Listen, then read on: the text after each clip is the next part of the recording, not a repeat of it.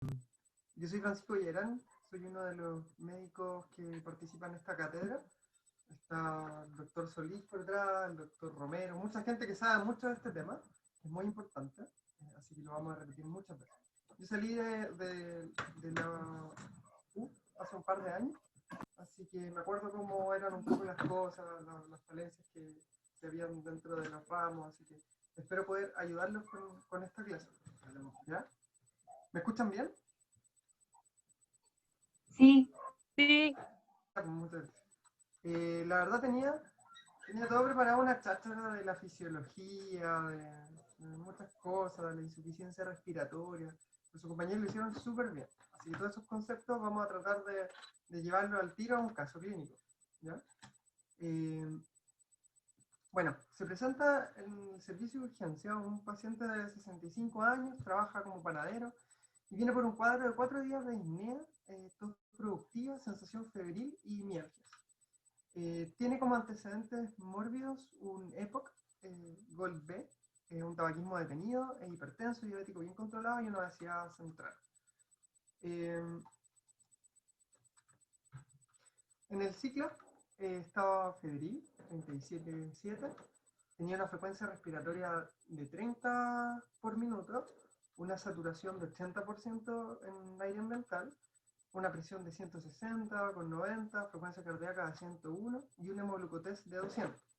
En esta parte yo les preguntaba a alguien para hablarle en el fondo de la curva de la hemoglobina y su disociación, pero eso lo conversaron con sus compañeros. Así que alguien me podría explicar un poco la relación que existe entre la saturación y la presión de oxígeno. ¿Algún voluntario? O quizás por el chat. ¿Qué significa que tenga una saturación de 80%?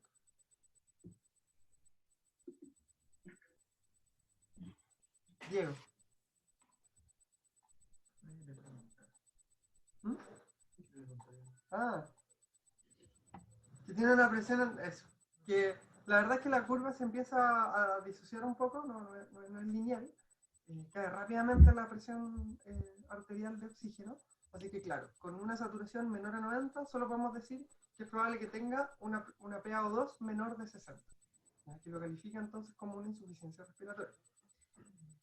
Ahí está el paciente. Ya le habían puesto una naricera cuando lo vieron.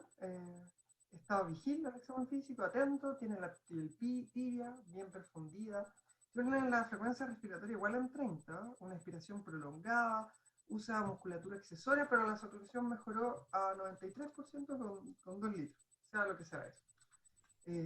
Lo ocultaron bien y tenía el murmullo pulmonar disminuido, una sibilancia respiratoria pero aislada, crépito, estertores basales. Tenía de todo. ¿Ya? Y en la ocultación cardíaca tenía hasta un soplo en el focador, pero lo examinaron con mucho cuidado. ¿Hasta dónde vamos acá? ¿Qué diagnósticos diferenciales plantearían? Voy a poner el chat por si alguien quiere responder. Crisis de EPOC. Sí, puede ser una exacerbación del EPOC, muy bien. Ahí nos ayuda en el fondo que tiene el antecedente, que tiene disnea, que tiene signología obstructiva, que tiene sibilancias. ¿Qué más? El COVID, ¿sí? Neumonía, UNEPA, ¿sí? Podría ser un EPA, está descompensado su presión, tiene síntomas respiratorios, por ahí tiene fiebre, tiene otras cosas que alejan un poco el diagnóstico, pero hay que considerarlo. Súper bien. Esos son muchos diagnósticos diferenciales, en el fondo es medio heterogéneo el diagnóstico de insuficiencia respiratoria. ¿Usted hospitalizarían a esta persona? Sí. Sí, ¿cierto? Bien. Bien, porque finalmente lo que tiene es una insuficiencia respiratoria. El aparato respiratorio no es capaz de hacer que el oxígeno pase a la sangre en forma suficiente. ¿Ya? Y en el fondo lo que nosotros medimos es la saturación que está en la sangre. Pero esa saturación va bajando hasta llegar a los tejidos. Y no podemos entonces asegurar de que tenga en sus tejidos suficiente oxígeno para funcionar. Así que súper bien. Este paciente se hospitaliza. Y vimos también de que en el fondo el diagnóstico de insuficiencia respiratoria, que es gasométrico, y ya lo conversaron, es en verdad un síndrome. Hay muchas causas. ¿Ya? Así que le íbamos a preguntar las causas, pero justo en ese momento aprovecharon de irse a descansar Y en el sueño se acordaron de que hay muchas causas de insuficiencia respiratoria.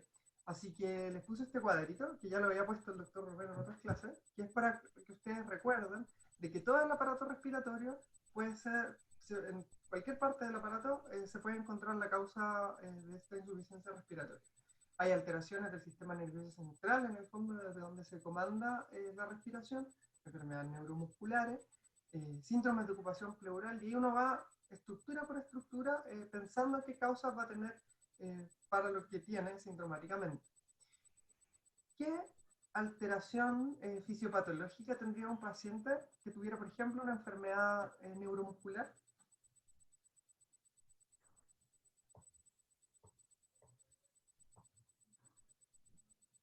Las enfermedades neuromusculares generan en general debilidad, hipoventilación. ¿Sí? El chat lo sí, pues hiperventilación. ¿Y qué gasometría tendría una persona con hipoventilación? Hipercapnia. Hipercapnia, excelente, súper bien. Entonces, hay pocas causas que aumenten el CO2 metabólico como para que el CO2 en la sangre sea por aumento de la producción. Porque en el fondo puede ser por aumento de la producción o disminución de la eliminación. Y la eliminación del CO2 en el pulmón ocurre directamente dependiente de la ventilación, ya que recuerden que el CO2 difunde fácilmente desde el capilar hacia el alveolo, ¿ya? Así que el CO2, casi todas las pacientes, en casi todos los casos, cuando está alterado, representa hipoventilación, ¿ya? O un espacio muerto muy aumentado. Es algo grave, ¿ya? Así que, ¿se acordaron también en el sueño de que el manejo, en términos como generales, consiste en identificar rápidamente a los pacientes que tienen insuficiencia respiratoria y estabilizar, ¿ya? Hay que buscar la etiología para tratarla en forma específica y luego dar terapias de soporte, que son finalmente darle tiempo para que el tratamiento etiológico tenga efecto, ¿ya? Ahora, identificar y estabilizar a veces no es tan fácil, sobre todo cuando estamos así, pues, en urgencia. Ya tenemos lleno de pacientes y hay que saber identificar a los pacientes que tienen una insuficiencia respiratoria.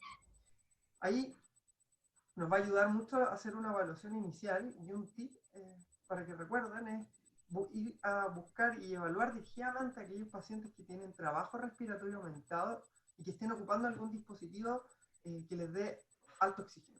Esos pacientes están más graves que el resto, tienen que ir a evaluarlos. ¿Ya? No sé si la doctora Contreras me puede compartir ahora un video para que en el fondo vean un paciente. ¿De mi pantalla? No, sí tienes para compartir pantalla.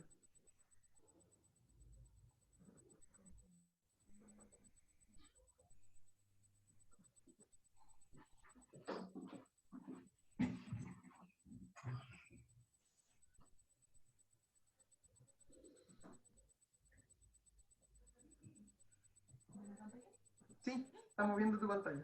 Estamos viendo los gatitos. Estamos viendo las fotos. Eso.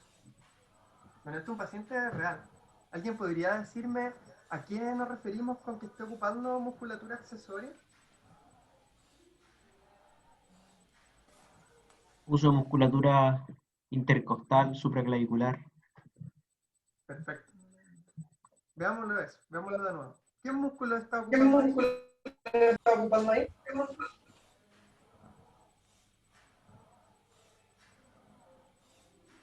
¿Es el esternocleidomastoideo? Sí. Es un músculo que uno no debería ocupar para respirar, ¿cierto? Normalmente uno ocupa el diafragma y luego las fuerzas de retracción elásticas del pulmón hacen de que la expiración sea un proceso pasivo. Pero este paciente está ocupando energía extra en respirar. Y si se fijan, el tórax se mueve súper poco. Apenas se mueve, apenas se levanta. Y tiene una frecuencia respiratoria de 40 por minuto. ¿Ya? Tiene una frecuencia cardíaca de 136 y satura de 97%, pero con este dispositivo, esta máscara, que después vamos a ver, puede aportar hasta una concentración de 100% de oxígeno. Este es un paciente de verdad, que tuvimos en la UCI, muy grave. ¿ya? Esto era un paciente muy grave. Bueno, sí. ¿Mm? ¿Mm? Ay, no, aquí estamos, acá. Bien, entonces, cuando se despertaron se encontraron con esto y fueron a buscar a su paciente, que ya les habían puesto esa mascarilla, ¿ya? Pasó un poco de tiempo y la verdad es que no se veía muy bien, ¿ya? Se veía así, estaba con harto más apremio, le habían puesto varios monitores, y es por eso que es súper importante para nosotros que ustedes siempre recuerden de que la insuficiencia respiratoria es una emergencia médica, ¿ya? Acá el tiempo es súper importante, el tiempo para evaluar, estabilizar, identificar la etiología, iniciar el tratamiento etiológico y dar una terapia de soporte adecuado y controlar, ¿ya? Le tomaron un escáner al paciente y la verdad es que esto es lo que vimos, ¿ya? Es un escáner que, créanme, tiene vidrio esmerilado difuso, tiene áreas de engrosamiento peribronquial, tiene algunas áreas de condensación, tiene unas condensaciones vivasales gigantes, harto relleno alveolar.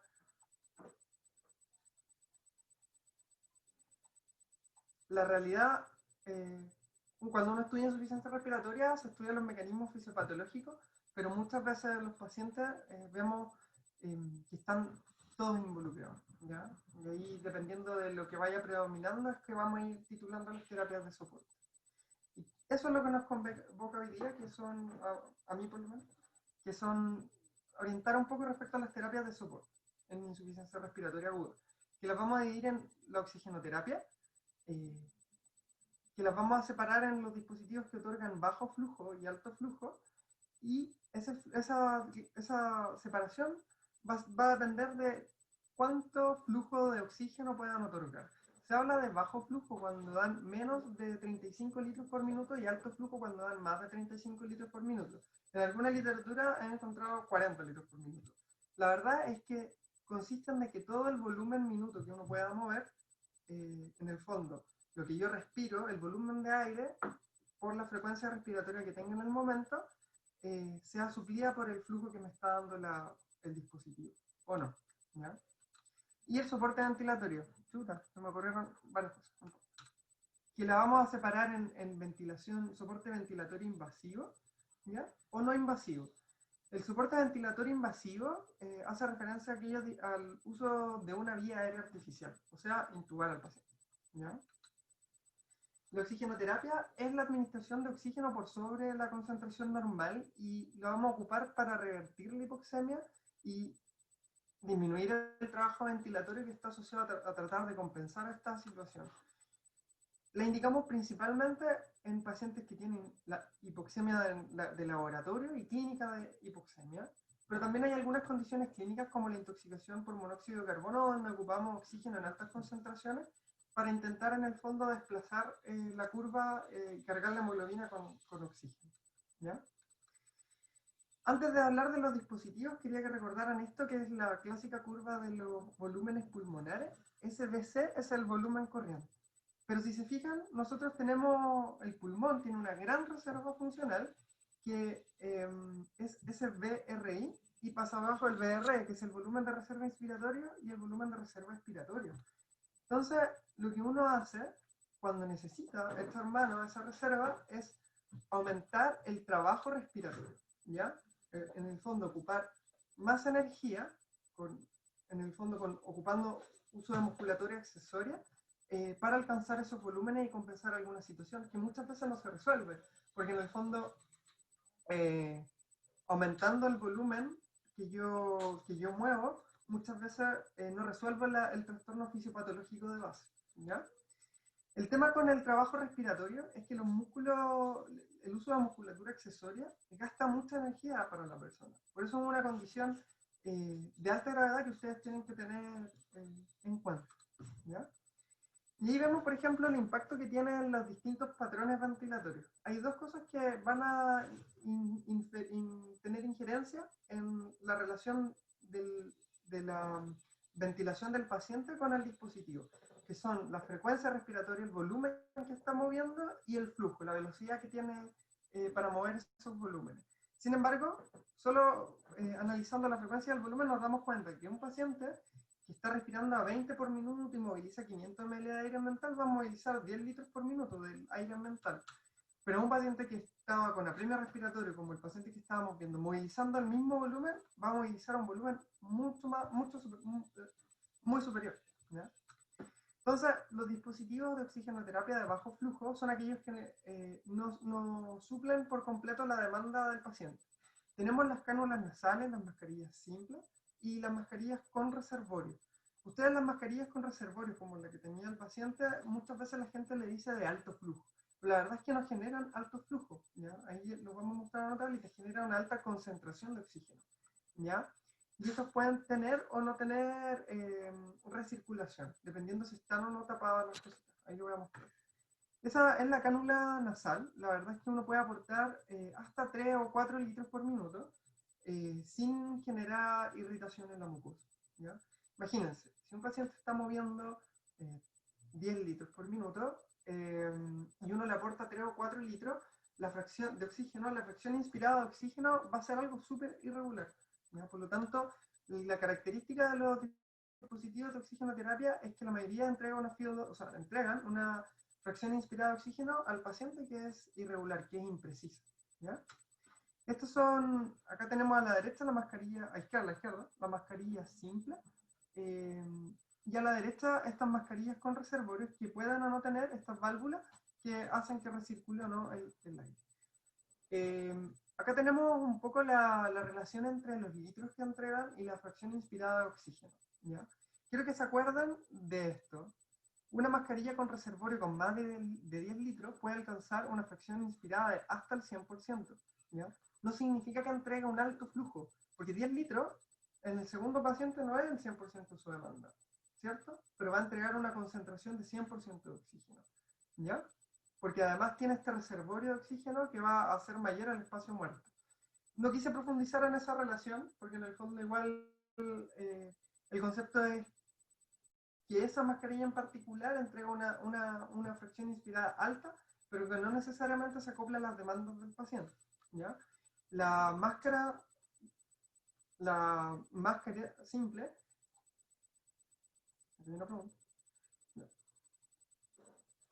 la máscara simple se ocupa con más de 5 litros y puede aportar fracciones de oxígeno variables entre 40 hasta 60% de FiO2. La cánula nasal que observamos al principio, la que le pusieron a nuestro paciente, dijimos que podía entregar hasta 3 o 4 o incluso 5 litros sin generar irritación en la mucosa, que es como lo principal que limita el uso con mayor flujo, ¿ya? Porque en el fondo, para poner un mayor flujo a través de cánulas nasales se necesitaría un sistema de humidificación, ¿ya? Y uno que acople la temperatura. Entonces al paciente nuestro, que le habían puesto 2 litros, habían aumentado su fracción inspirada de oxígeno de 21%, que era el aire mental, con el cual saturaba 80%. No sabemos qué presión arterial de oxígeno tenía, pero sabemos que era menos de 60, a un 28%. Y con eso que había mejorado un poco, ¿ya? Pero la mecánica ventilatoria no había mejorado nada, ¿ya? Entonces, sorry, se me traslaparon las animaciones, de que en el fondo los pacientes con mayor demanda respiratoria, no sé si alcanzan a ver, o sea que generan mayor flujo, van a recibir una menor fracción inspirada de oxígeno. Mientras más volumen mueva el paciente, menos fracción inspirada de oxígeno va a recibir el paciente, ¿ya? Con estos dispositivos. Mientras que los pacientes con menor demanda respiratoria van a recibir más FiO2.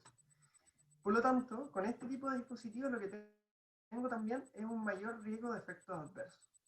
Las ventajas que tienen es que son tan ampliamente disponibles y, por ejemplo, me permite entregar pequeñas concentraciones de oxígeno a pacientes que tienen bajos requerimientos de oxígeno. Las cánulas nasales permiten, por ejemplo, al paciente comer, hablar, limpiar sus secreciones, toser, ¿ya? Es mucho más cómodo. Pero en el fondo, si tengo un paciente que está respirando lento, cómodo, a 10 litros por minuto, va a recibir como porcentualmente una mayor cantidad de oxígeno, ¿ya? De litros por minuto que un paciente que está respirando con más apren, ¿ya? Ese es el problema. La FiO2 que le va a aportar al paciente va a ser variable dependiendo de los litros por minuto y la demanda respiratoria que tenga el paciente, ¿ya? No sé si hay alguna pregunta hasta ahí con los dispositivos Yo tengo una pregunta. bajo flujo.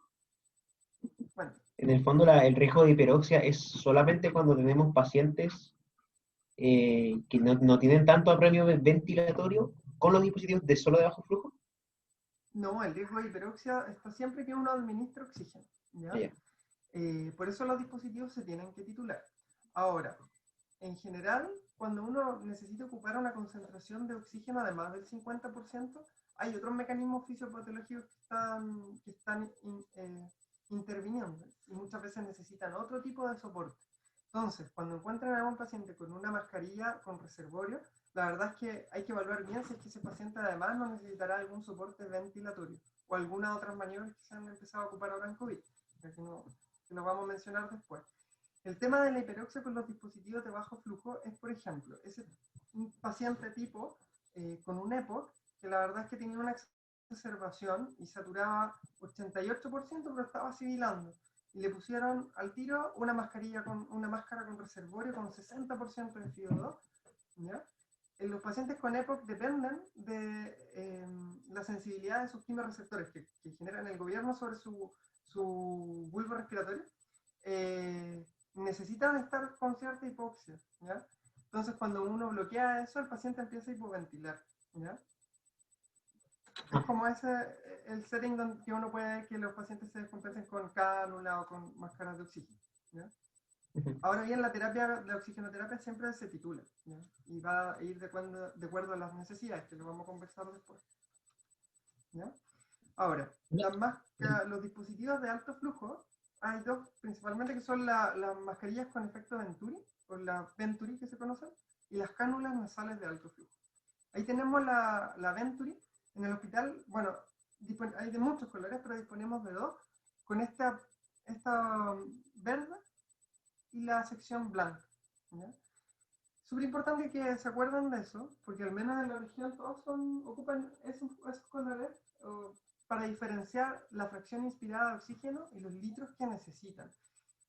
Esa cosita verde y esa cosita blanca, la verdad lo que se distinguen es el tubo interno, ¿ya? Ya lo voy a explicar. Y lo otro son los dispositivos, son las cánulas nasales de alto flujo, que como les dije recién, permiten pasar altos flujos de oxígeno, ya que tienen un sistema de humidificación y que le aporta temperatura al flujo de aire, entonces lo hace más cómodo para el paciente. ¿Ya? La Venturi lo que hacen es ocupar el efecto Bernoulli, que dice relación con los cambios en la velocidad y en las presiones que genera el paso de un fluido por un tubo que va cambiando de diámetro. Lo que hace es que un volumen de oxígeno pase por el tubo y luego entra a una zona más estrecha y al salir de ese tubo genera una diferencia en la presión del tubo que arrastra aire ambiental, ¿ya? En este diagrama vemos que en el fondo tiene una entrada de aire. El volumen de aire que va a entrar va a depender de la velocidad que lleve ese jet de oxígeno. Lo que permite esto es obtener un alto flujo de esa mezcla de aire entre oxígeno y aire ambiental y hacer que la fracción inspirada de oxígeno que se otorgue sea constante. Entonces, la máscara Venturi lo que permite es, primero, tener un alto flujo y segundo, tener el 100% de la demanda respiratoria con el alto flujo y saber exactamente qué fracción inspirada va a recibir el paciente, ¿ya? En el hospital tenemos las verdes y las blancas. Acá me faltó un icono, que es que las verdes dan hasta una FiO2 del 30%, ¿ya? Y se ocupan con hasta 6 litros, mientras que las blancas parten entregando FiO2 al 35% y requieren un flujo mínimo de 9 litros, ¿ya?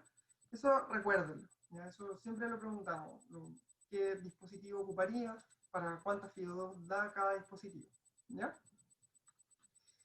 El otro dispositivo de alto flujo,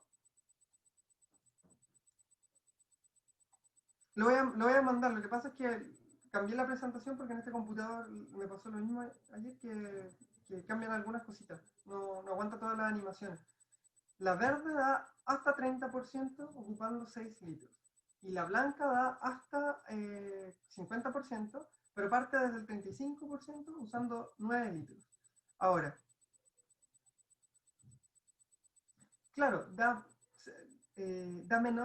verde da menor fracción inspirada de oxígeno, pero con un flujo, si vemos el extremo al lado derecho, un flujo de aire total que es súper alto. O sea, la cánula da 2 litros, mientras que la Venturi puede dar un flujo de aire muy superior, que puede suplir cualquier demanda respiratoria. ¿Ya? La verdad es que si uno busca, hay de todos los colores. ¿Ya? Pero al menos acá en el hospital y en los distintos centros ocupamos estos mismos colores, entonces es importante que ustedes sepan distinguirlos. Igual cuando lleguen a trabajar, donde trabajan, sobre todo servicios de urgencia, tienen que saber qué dispositivos de oxigenoterapia tienen y cómo es la graduación de las Venturi. ¿Ya? El otro dispositivo de alto flujo, que se ha vuelto muy popular en la pandemia,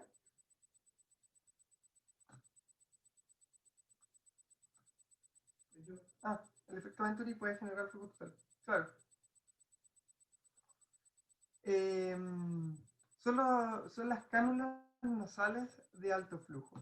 Lo que tienen es que tienen un sistema de humidificación y que aporta la temperatura y humedad que en el fondo hace que sea cómodo recibir flujos muy superiores a través de nariceras. ¿Ya? Eso genera menos inflamación, genera mejor tolerancia para el paciente y genera el paso de más flujo. ¿Ya? Tiene otros efectos fisiológicos que se plantean, que es que genera en el fondo presión positiva en el tórax, si uno tiene la boca cerrada, en el fondo presurizando toda la vía aérea, que es de 1 centímetro de agua por cada 10 litros por minuto que entregue la cánula. ¿Ya? La verdad no necesito que sepan esto, porque es una cosa muy fisiológica y no lo ocupamos mucho por ese sentido. Sí disminuye el espacio muerto anatómico, ya que el alto flujo de oxígeno va a disminuir la concentración de CO2 que uno tiene en el espacio muerto y aumenta el oxígeno que uno tiene en el fondo en el espacio muerto anatómico. ¿Ya? Hay mayor barrido. Las principales indicaciones de este dispositivo han sido la falla respiratoria hipoxémica. ¿Ya? Se ha ocupado en neumonía en forma exitosa y particularmente en la neumonía por COVID. ¿Ya? Hay algunos centros que lo ocupan, hay otros centros que no. Por lo menos acá nosotros hemos tenido muy buena experiencia ocupando cánula nasal, porque el COVID, al menos inicial y sin otras complicaciones, genera una falla respiratoria aguda que es esencialmente hipoxémica. ¿Ya? Se ocupa también en la preoxigenación antes de intubar, si es que hay disponibilidad. En insuficiencia cardíaca también se ha ocupado y post-extubación, que es otro setting. ¿Ya? Ahora, en general nosotros buscamos con la oxigenoterapia corregir la hipoxemia, disminuir los síntomas y disminuir el trabajo respiratorio asociado. Esas son las metas. ¿Ya? Pero también tiene efectos deleterios. ¿Ya? Está mal el título. Puede generar vasodilatación pulmonar y alteraciones en la relación ventilación-perfusión. ¿Ya? Se pueden generar atelectasias por absorción, puede disminuir el clearance mucociliar. El oxígeno genera radicales libres, genera inflamación. ¿Ya? Por ejemplo, en niños puede generar en recién nacidos, prematuros, las altas concentraciones de oxígeno se asocian a la displasia broncopulmonar. ¿Ya? Y finalmente lo que conversaba al principio, que es que pueden generar en ciertos settings una depresión del centro respiratorio. ¿Ya? Esos son los efectos adversos del oxígeno. Cuando le mande la presentación voy a corregir el título. Esa depresión del centro respiratorio es súper importante, ya que puede llevar a hipercapnia, a compromiso de conciencia e incluso a la muerte. Entonces ahí tenemos a esta paciente que está ocupando esta mascarilla con reservorio, que ya sabemos de entrada que está teniendo una fracción inspirada de oxígeno sobre el 60%. Si fuera nuestro paciente hepático, quizás eso sería suficiente para generar todo este cuadro. Así que ojo, los pacientes con EPOC, la ventilación depende de esa sensibilidad a los quimiorreceptores, entonces hay que estar atentos con el uso inadecuado que se puede dar en distintos servicios con el oxígeno en altas concentraciones. más que alto flujo, ¿ya? Así que cada vez que vean esto, vayan a ver a ese paciente, evalúenlo y vean por qué está con esa FIO2, ¿ya? Ahora, hay que equilibrar los riesgos y los beneficios. Para eso uno tiene que tener metas dentro de la terapia, dentro de toda terapia. Si quiero dejar un antihipertensivo, en general tengo que evaluar al paciente, ver cuál es el mejor en relación a su perfil de otras enfermedades y de riesgo de efectos adversos y cuál va a ser el beneficio que voy a tener, ¿ya? Lo mismo con el oxígeno. Tengo el beneficio de que en el fondo voy a suplir una necesidad que es vital, es un soporte vital, pero tengo efectos adversos si es que me pasa en general. Usar FIO2 del 99 o 100% no es la ideal. Si uno tiene una FIO2, su compañera les mostró la curva, sobre el 90%, claro, sabemos que hay una PaO2 mayor de 60, pero cuando ya la FIO2 es sobre el 97%, no tenemos certeza de cuánta es la presión de oxígeno. Puede ser 100, 200, lo que quieran. Así que no es la ideal. Así que en general hay que individualizarme. Asegurando una saturación más de 92-94% es la meta en general para los pacientes. Hay algunas personas que necesitan o que podrían estar en una situación más fisiológica con una saturación menor, de 88-92%, por ejemplo, en las exacerbaciones de EPO. Las únicas indicaciones de hiperoxigenar a los pacientes, y que aún así hay debate al respecto, es durante el paro cardiorrespiratorio, mientras se está reanimando el paciente, aunque igual se han demostrado efectos adversos después, y en la preoxigenación antes de intubar a un paciente. No sé si hay dudas respecto a los dispositivos de oxigenoterapia que pudiéramos hablar al tiro. Yo en esta diapo tenía una duda, Doc. Cuando ¿Ya? dice no dar FIO2 del 99 al 100%, pero ahí se refería a la FIO2 o a la presión arterial de oxígeno, que decía como que se condecía con la curva de hemoglobina. Ah, ya. Exacto. Chuta, por eso ya.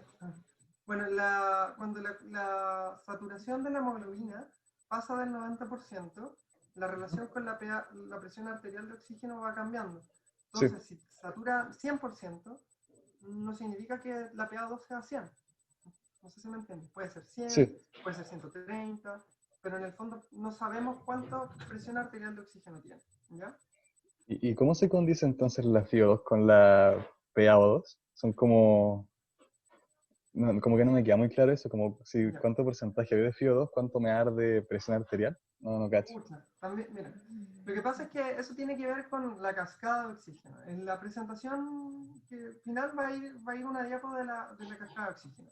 Cuando uno respira aire ambiental, el oxígeno está a cierta presión y esa presión va bajando en la medida que se va mezclando los gases en la vía aérea alta hasta llegar a la mezcla de gases alveolares.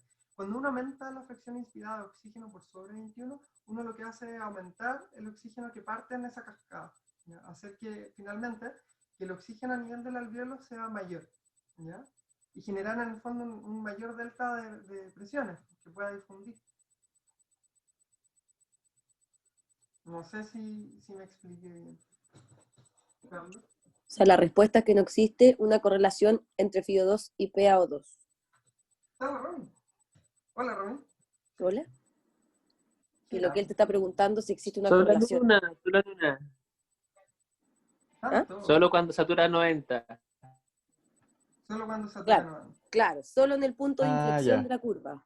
Solo cuando satura Perfecto. 90. Claro, después de lo que pase hacia los extremos de ese punto, no tienes idea. Ya, muchas gracias. Ahí Tenemos caché. todo el panel de expertos que también pueden hacer preguntas y responder, ¿eh? Ya, muchas gracias. Sí, Hola, panel de docentes expertos. doctor. Expertos en Tengo COVID. otra duda. Tu puro COVID. Ay, no me escucho, parece. Voy a hablar términos generales del soporte ventilatorio, porque lo que quiero es que conozcan algunas cosas, sobre todo de ventilación no invasiva. ¿Se acuerdan cuando les mostré este diagrama de que en el fondo hay algo llamado trabajo respiratorio? Bueno.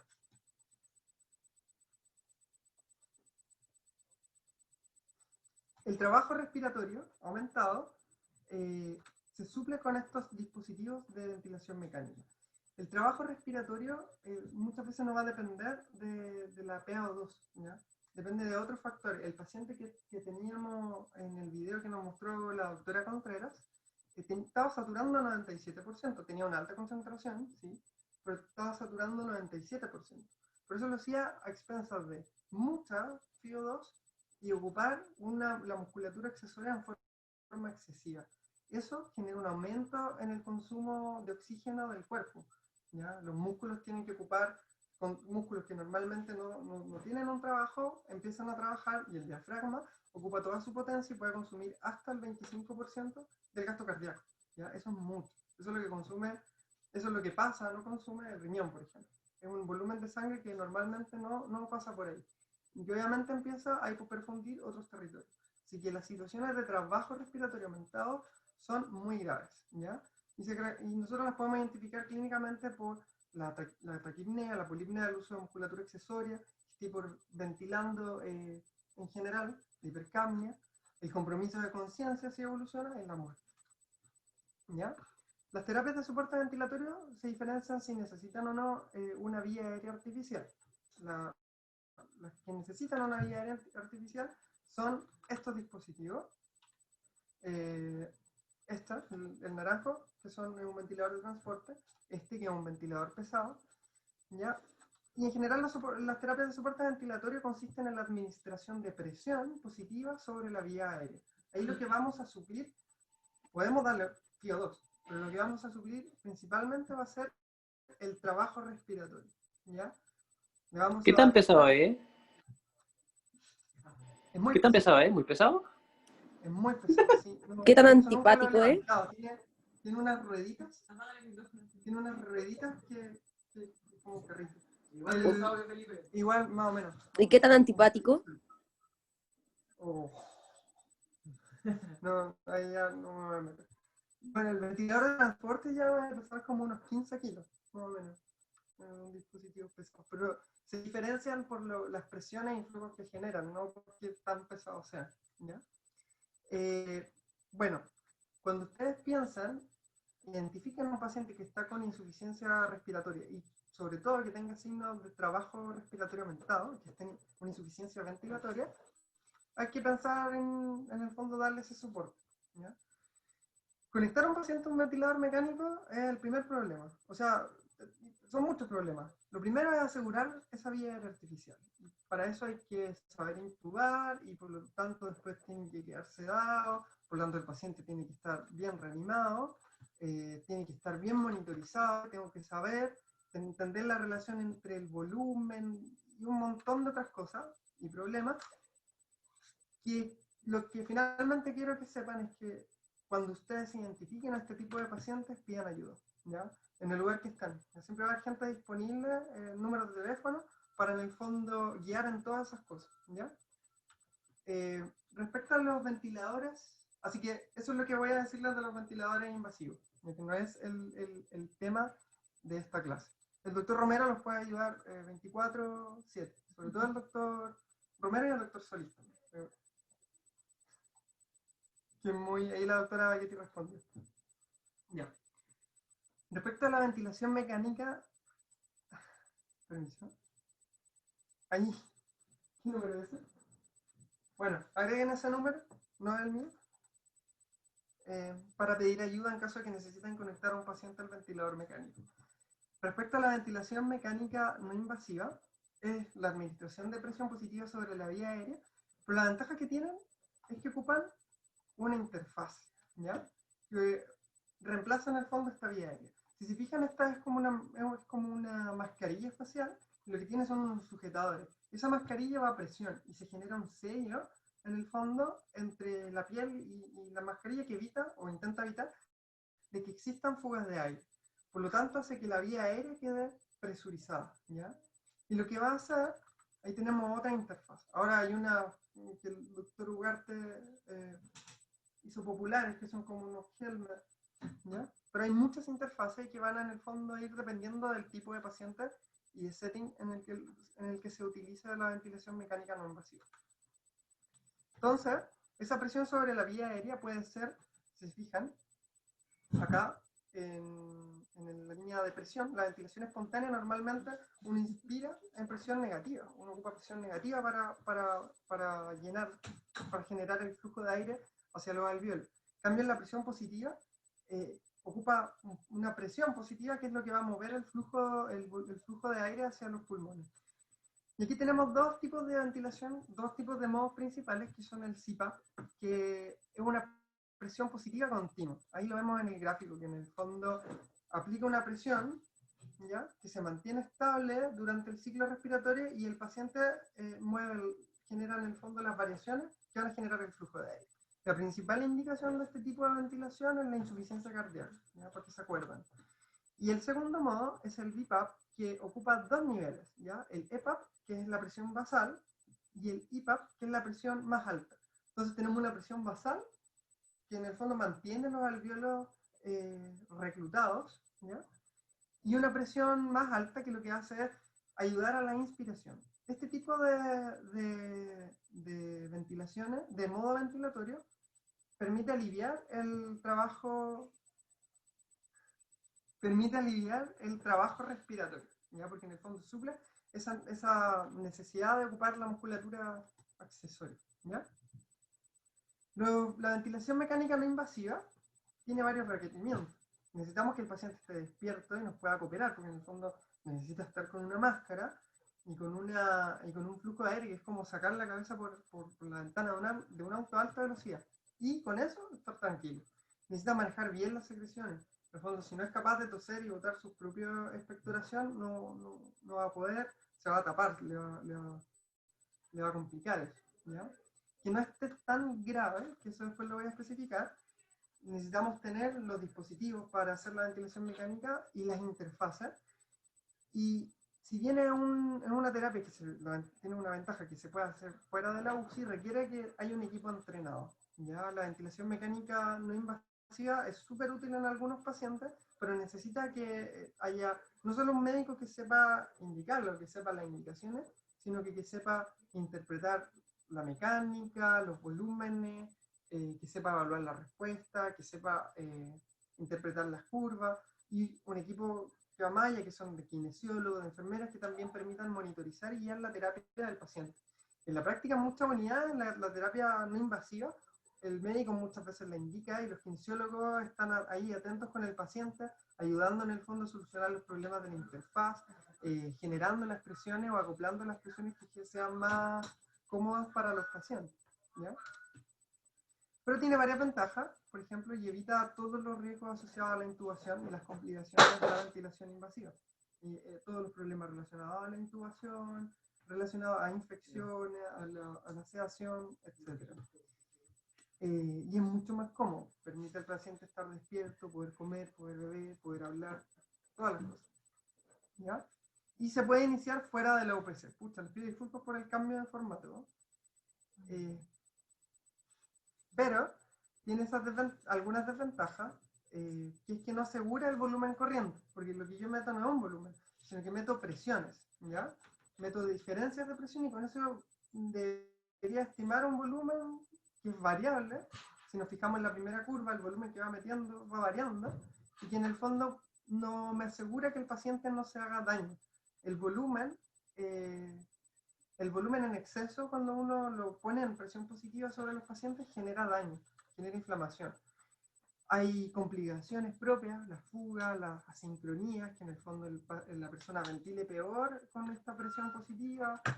Se pueden producir úlceras entre la piel y la interfaz, que tiene que estar bien apretada para evitar la fuga.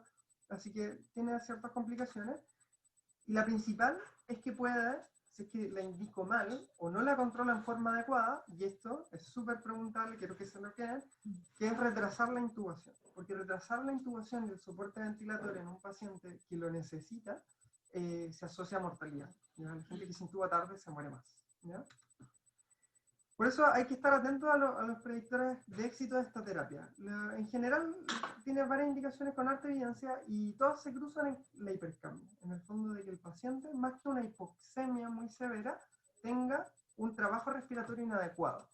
Los pacientes que tienen problemas de vía aérea, o sea, gradiente alveolo arterial baja, que no esté tan acidótico, con esto me refiero a no tan grave, que puede tener una hipercapnia, pero no con una acidosis respiratoria severa, y eso también acuérdense de ese número, 725 a 735,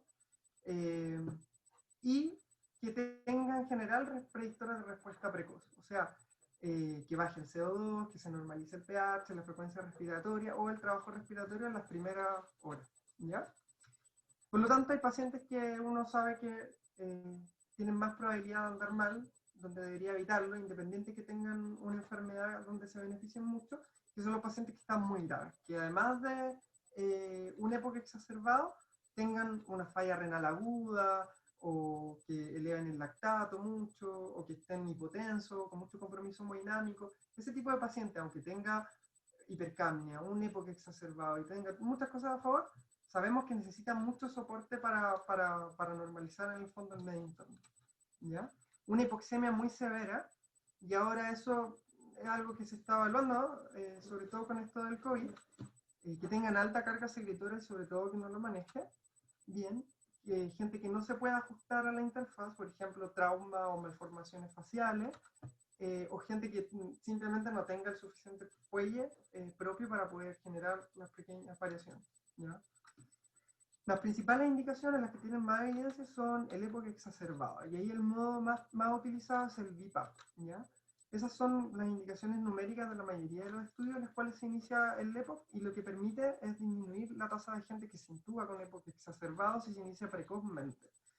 La segunda indicación clásica de ventilación mecánica no invasiva es el edema pulmonar agudo cardiogénico, ¿ya? Ahí se ocupa ese método CPAP, ¿ya? Si se inicia rápidamente en la urgencia, también en el paciente, por ejemplo, el caso clínico del doctor Romero, si se inicia en la urgencia, cuando llega, puede disminuir la tasa de intubaciones y de mortalidad, excepto en los pacientes que tengan algún síndrome coronario agudo o que estén en shock cardiogénico, ¿ya?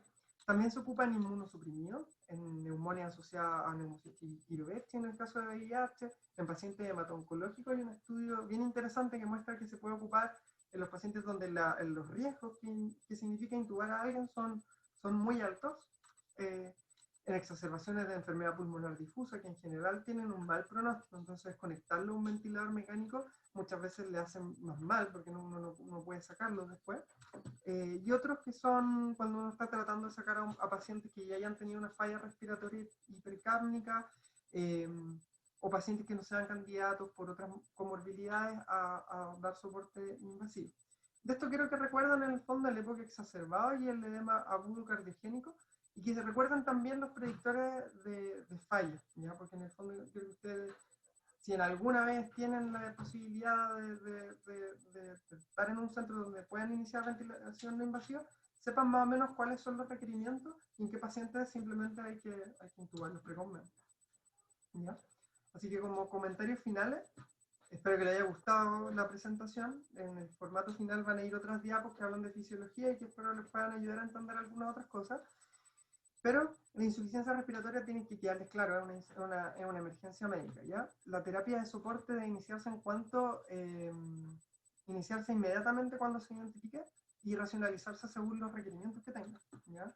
El oxígeno es ampliamente disponible en los centros de salud, pero hay que entenderlo como un fármaco, como una droga que tiene efectos adversos así como beneficios. Por lo tanto, cada terapia debe ser titulada.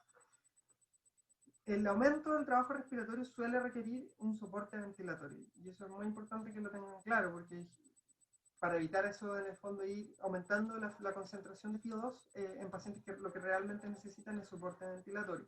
Y dentro de estos soportes ventilatorios, la ventilación mecánica no invasiva tiene beneficios muy demostrados en algunos pacientes, pero requiere saber bien las indicaciones, las contraindicaciones, saber bien cómo controlarlo y todo un equipo multidisciplinario para poder guiar la terapia, ¿ya?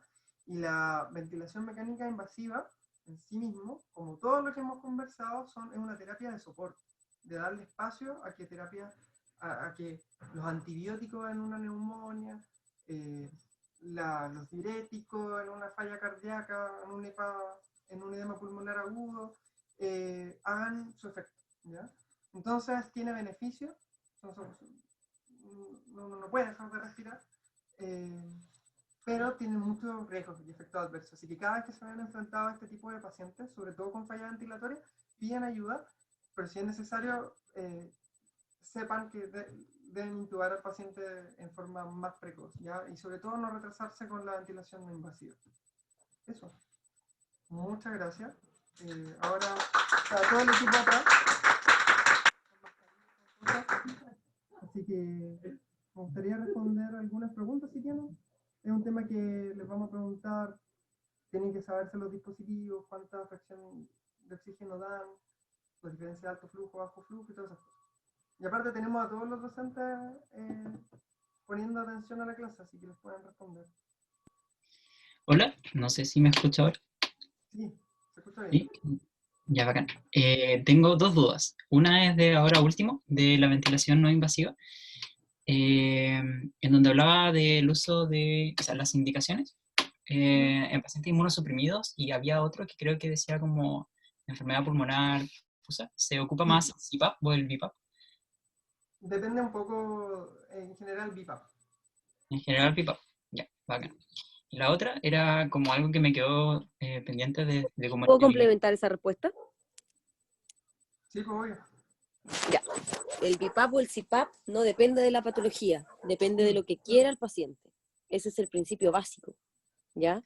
No es que los pacientes con X patología haya que ponerlos en BiPAP o con X patología haya que ponerlos en CPAP. Eso no es verdad. Lo que es correcto responder es que depende del paciente. Hay pacientes que toleran mejor BiPAP y hay pacientes que toleran mejor CPAP. ¿Qué hacemos en la práctica? Cuando iniciamos una ventilación mecánica no invasiva, lo ponemos al paciente en los dos modos. Probamos primero uno, después probamos primero el otro. Le preguntamos a él de qué manera se siente mejor y vemos también por ciertos parámetros ventilatorios que entrega el ventilador, en qué modalidad el paciente tiene una ventilación más adecuada por parámetros, ¿ya? Así que la respuesta en realidad no es qué patología se beneficia de una u otra modalidad, es qué quiere ese paciente, que no es lo mismo. ¿Ya? Super. Muchas gracias a ambos. Y la otra pregunta es del principio. No sé si se puede devolver a la diapositiva donde salen la... ¿Puedo preguntar? Está el doctor Solía acá. Hola.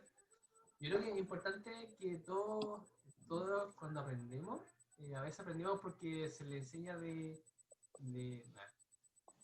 por ejemplo, yo no soy experto en ventilación no invasiva, pero la forma en que yo entiendo la ventilación es que si ustedes piensan que la fisiopatología es mantener un andamio en las vías aéreas, o en el alveolo, o en la vía aérea superior, por ejemplo, los que roncan, el CPAP es una buena alternativa, ¿ya? Y si ustedes quieren, por ejemplo, disminuir el esfuerzo que tienen los músculos del tórax, porque el paciente ya está agotado, en una insuficiencia respiratoria que ya ha estado un buen rato, y la persona necesita que lo apoyen en la inspiración, ahí el IPAP, la inspiración con compresión positiva, es lo que beneficia, y eso estaría dentro de un BiPAP, porque tiene las dos, pues tiene la basal y tiene en la inspiración.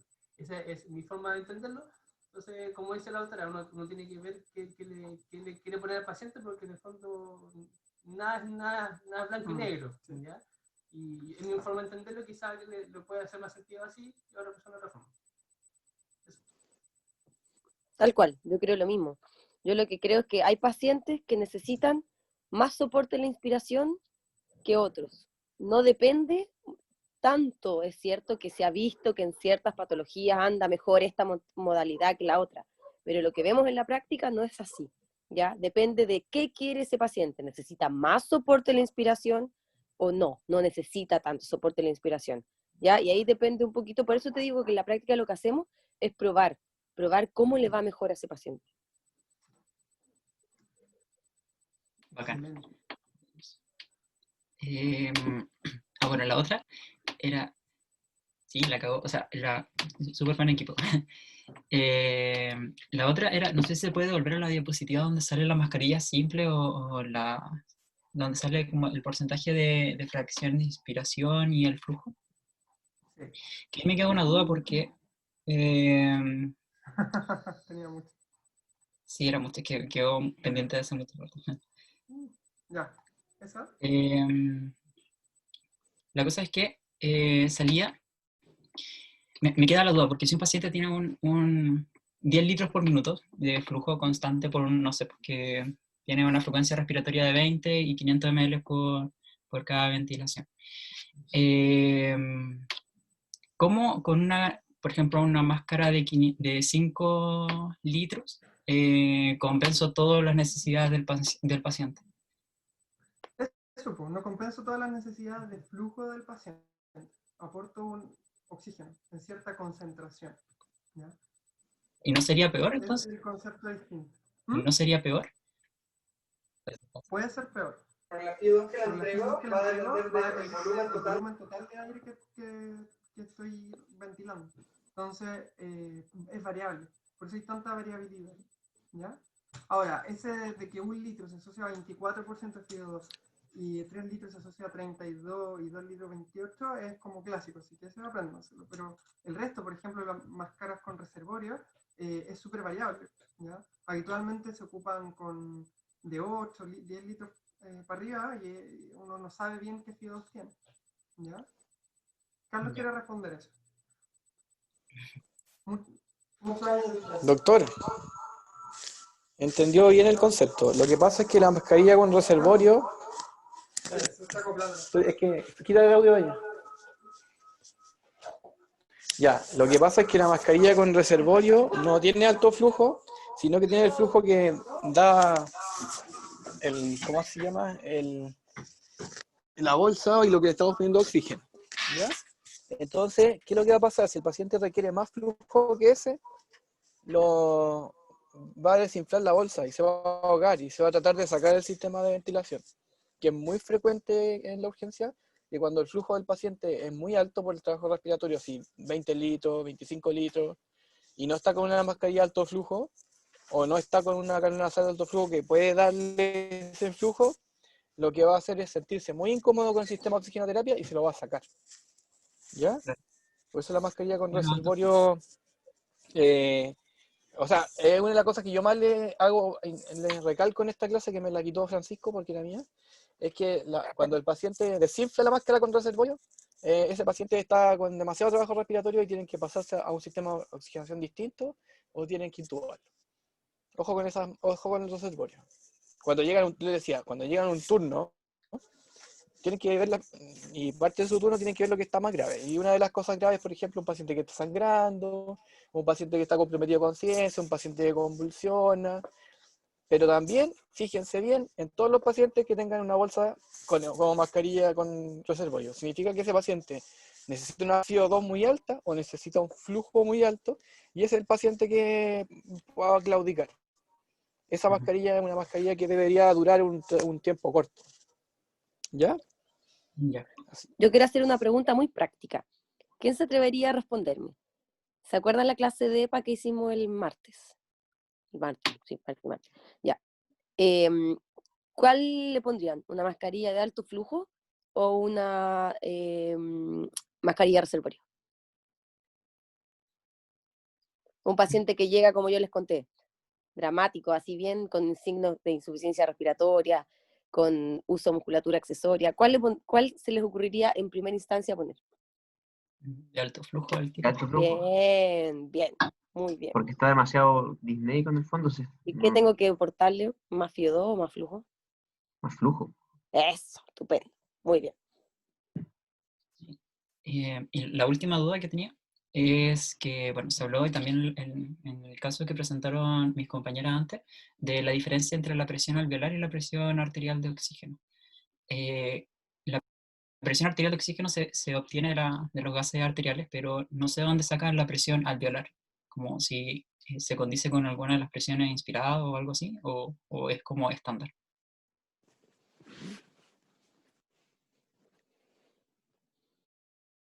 No entendí la pregunta, No, ¿puedes explicar, no? el gradiente arterial habitualmente se calcula a través de fórmulas. Se podría calcular como con la cascada y viendo todas las variaciones, pero hay fórmulas que uno encuentra en la aplicación. No es necesario sabérselo. ¿Ya? No preguntamos el gradiente arterial, preguntamos PAFIs que sean sencillos. Ya. ¿Y cuánto es lo normal, por ejemplo, de la presión alveolar? De la Por presión alveolar es como 60, ¿no? ¿Sí? No, más como 100 de... Ah, perdón, sí, es 99 a 100 milímetros de mercurio, de oxígeno, Ya. en el alveolo. Menos de 10 de la No, arteria. no sé. ¿Cómo? Sí, pues, es 150 menos 47. Menos de 10 de la arteria. Es que tiene una- Claro, y menos de Tiene que 10. ver, tiene que ver con el nivel del mar, la altura y esas cosas. Ya. Van todas esas explicaciones en el Power Largo. A mí me gustan las matemáticas. Ya. ¿Cuánto es la presión atmosférica? Eh, 760, ¿no es cierto? ¿Cuál es la FIO2? 21%. ¿Cuánto es la quinta parte de 760? Ay, espérate. O sea, perdón, espera un poco. 32. Ya. ¿Eso? ¿Cuánto? ¿32 o no? No, No, espérate. A ver. 5 quinta parte, sí. 700. 760 partido por 5. Ah, 7. Casi el Perdón, sí, puro tonteando. La FIO2 21. 100. Ay, no tengo más. eso, Voy a usar la 150. 152. Ya. Muchas gracias. Ya. Resulta que en el alveolo, la presión del alveolo es casi la misma que en la sangre en CO2. Por tanto, el CO2 le quita la presión que tiene el CO2, se lo quita al oxígeno. 150 menos 47, 40 por ahí. Ujú. ¿Cuánto da? 103, por ahí. 105. ¿Ya?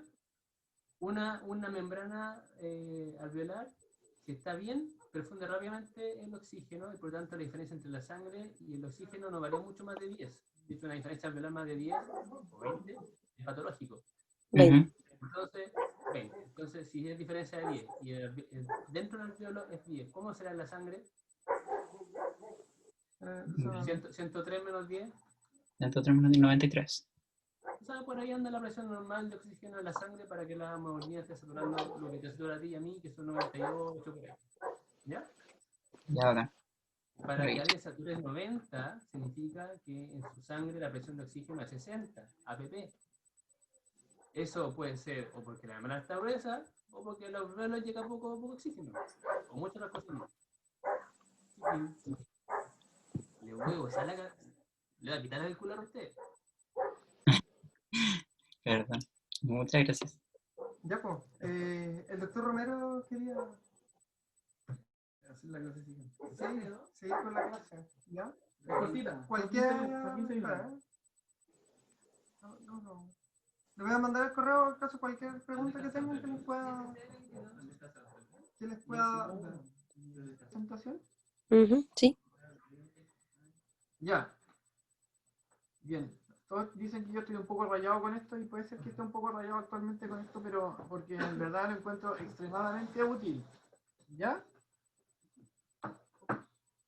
Así que desde ahora en adelante en medicina de adultos se va a enseñar esto. ¿Ya? Creo que todos deberían aprender eco, ¿ya? Ahí, a todos ustedes les gusta apretar botones, sacar aplicaciones, medir cosas, ¿ya? Y es una forma interesante de hacerlo, además que está extremadamente disponible. Lo van a encontrar en todos lados, ¿ya? Probablemente en APS van a aparecer ecógrafos y van a poder usarlo. Si en verdad está la disponibilidad, ¿ya? Es alta. Hasta yo me compré uno. Ya, les voy a contar lo que es el POCUS. La idea del POCUS significa Point of Care Ultrasound, y cuando hablamos de Point of Care son cosas que podemos hacer al lado de la cama del paciente, ¿ya? Que no tenemos que mandarle a un laboratorio, por ejemplo, el examen de sangre, ¿ya? Sino que tenemos disponible al lado del paciente, bedside, inmediato, ¿ya? Entonces, Point of Care Ultrasound es un concepto en el que nosotros al lado del paciente hacemos una ecotomografía, ¿ya? Pero no igual que la ecografía que solicitamos como a los pacientes de estudio, en donde tienen que revisar el radiólogo todos los órganos abdominales, todos los órganos pulmonares, sino que van a responder preguntas muy específicas, ¿ya? Entonces, en esta clase primero van a conocer el concepto del point of care, segundo, qué es lo que es o cómo funciona básicamente, así como los principales botones que pueden apretar para no mandarse un condoro del equipo, los tipos de transductores, Apple los cambia por transductores por traductores en todas las palabras, ¿sí? Y los ajustes iniciales del equipo, aprender los planos anatómicos básicos y cómo orientar el transductor y cómo se tiene que ver en la pantalla la orientación del transductor. ¿Ya? Y revisar algunas imágenes. A eso, le voy a explicar al tiro que es poco. Revisar imágenes de ejemplos de estructuras corporales. Entonces, como alguien pregunta Francisca en el chat, POCUS no es un tipo de ultrasonido, sino que es una forma de hacer ultrasonido. ¿Ya? Es con la máquina habitual, pero se llama point of care porque, a diferencia de radiología, busca contestar preguntas simples para tomar decisiones al lado de la cama del paciente. Por ejemplo, quiero saber si tiene un derrame pleural, le hago una eco, veo si tiene líquido y ya lo tengo listo. Pero si aprendo un poco más, y si aprendo un poco más de eso, puedo saber que ese líquido está organizado, que está loculado, que ese líquido tiene características de tuberculoso, pero eso lo voy aprendiendo con el tiempo. O también puedo ver dónde está el líquido para, por ejemplo, funcionar. Javier me pregunta si es como lo que se hace en urgencias. Sí, se hace en urgencias. Es súper importante que sea en urgencias. EcoFast es un protocolo de FAST, es un tipo de point of care.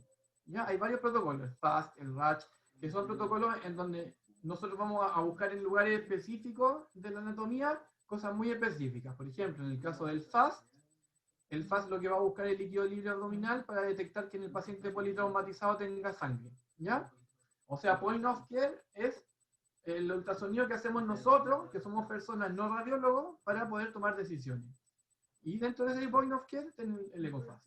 O el IFAS, que también incluye líneas pulmonares para buscar, por ejemplo, neumotórax. ¿Ya? Se utiliza principalmente en patología aguda para detectar enfermedades que pueden amenazar la vida. Por ejemplo, las causas de dolor torácico como el neumotórax, el síndrome coronario agudo, el tromboembolismo pulmonar, ¿ya? Y el objetivo en general es descartar o confirmar y responder sí o no a una pregunta clínica. Roll in, roll out, ¿ya? Entonces en el EcoFast tenemos la opción de agarrar el equipo y ver, por ejemplo, pulmón, linfonodos, vena cava inferior, vesícula, vejiga, riñones, ojos, súper importante, podemos con POCUS diagnosticar un desprendimiento de retina, una hemorragia vítrea, hipertensión intracraniana, ¿ya? Tiroides, corazón, músculo esquelético, ¿ya? No, justamente, es el concepto. Francisca pregunta que si uno va a hacerse a un centro de radiología o a ECO, ¿eso no sería un POCUS? Por supuesto que no, porque el POCUS es en patología aguda, al lado del paciente, en la urgencia, en la sala, en hospitalizado, ¿ya? Para responder preguntas sencillas. Cuando uno va a hacerse un eco al radiólogo, uno se va a hacer una ecografía formal y en ese terreno no nos metemos porque ahí están ganando plata los radiólogos, ¿ya?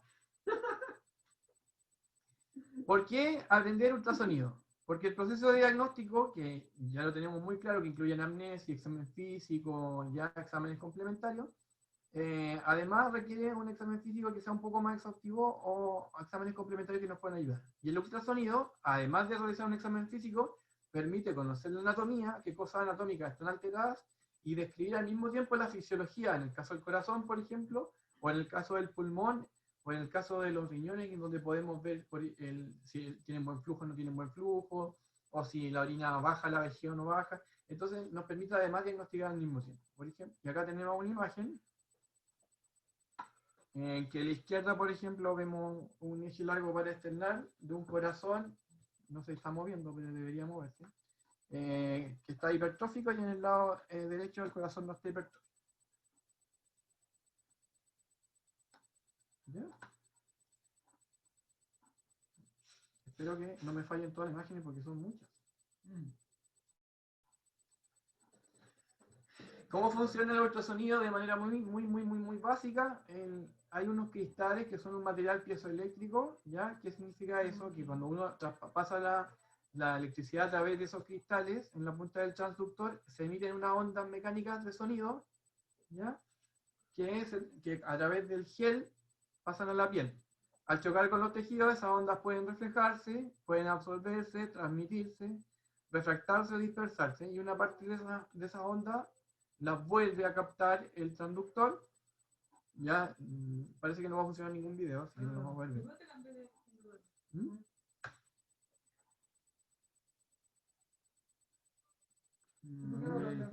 Déjame, ¿la voy a abrir del pendrive? Me da la impresión, Ya, Carlito, que no se la puede con los videos. Te escuchas claro, yo cortado. tomé tiempo en los videos. O puede hablar por un computador y mostrar la presentación por el otro. Pero ahí, Ya, ahí nos acopla y se ve la imagen. Ya, lo logramos. ¿Me escuchan? Sí, sí. Lejos. Ya, súper. Entonces, les conté entonces por qué vamos a aprender ultrasonido. Ultrasonido porque vamos a poder ver la fisiología, la anatomía y la fisiopatología al mismo tiempo, ¿ya? El cardíaco es excelente, ¿ya? Miren, ven el corazón de la derecha, tiene las paredes gruesas y se mueve de manera, o sea, se mueve bien, pero tiene las paredes grosas, ¿ya? Y eso podría ser parte de una miocardiopatía hipertrófica y estar condicionando que tengamos una falla cardíaca, por ejemplo, ¿ya? Entonces le contaba cómo funcionaba el ultrasonido, y el ultrasonido era... El transductor es la base de todo. El transductor tiene toda la tecnología incorporada, ¿ya? El transductor está en el material piezoeléctrico que al pasar la electricidad por él genera una onda mecánica, ¿ya? De sonido, en un rango de ultrasonido, pero de megahercios, o sea, muy, muy alto, no audible, que choca contra las estructuras y dependiendo de las características de la estructura, si es hueso, si es aire, si es líquido, se va a absorber, se va a reflejar o se va a transmitir, y el transductor tiene la posibilidad de los ecos que se devuelven, transformarlos en una imagen. ¿Ya?